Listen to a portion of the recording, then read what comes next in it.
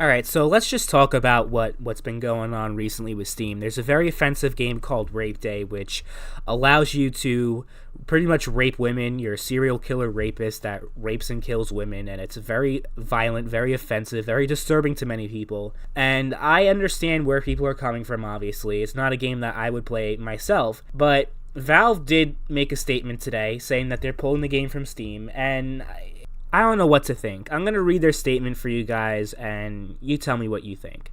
So, okay, here's what it says. Much of our policy around what we distribute is and must be reactionary. We simply have to wait and see what comes to us via Steam Direct. And Steam Direct, obviously, is the platform that Valve has for indie developers to publish their games and release them on Steam.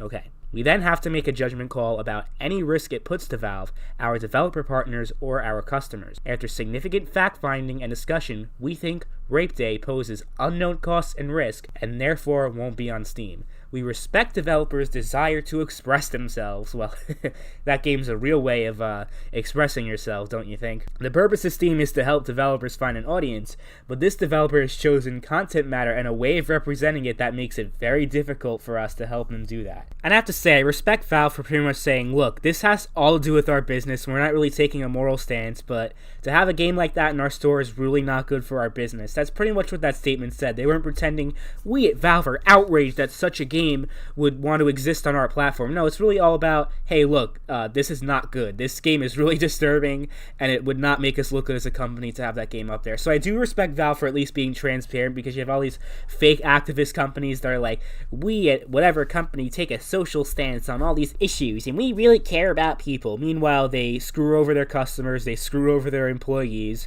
But when they're not doing that, they're all of a sudden social activists. Like, give me a goddamn break. Does anyone actually fall for that shit? So at least Valve is just cutting that bullshit and just saying, look, this does not look good for our business to have such a game on our platform. We're not necessarily for or against the game, but the game does have some content that most people would be disagreeable to. So we just can't have this game on our store.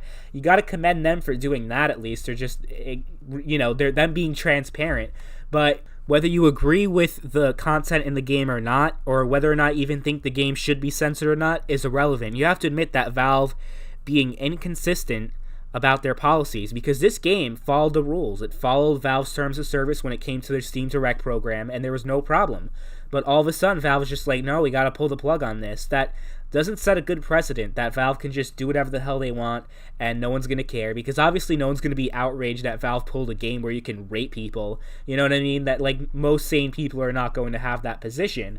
But on the other hand, you gotta be like, wait, like, at least update your rules. Like, if you're going to pull the game, you have to update your rules and conditions first before just arbitrarily pulling it and then changing the rules later. Because this game followed the rules, they went through all the procedures, and they all of a sudden the game got pulled, which I personally have a bit of an issue with. Now, as much as I understand them and their position, Valve, do I think that the game should have been pulled? I don't know.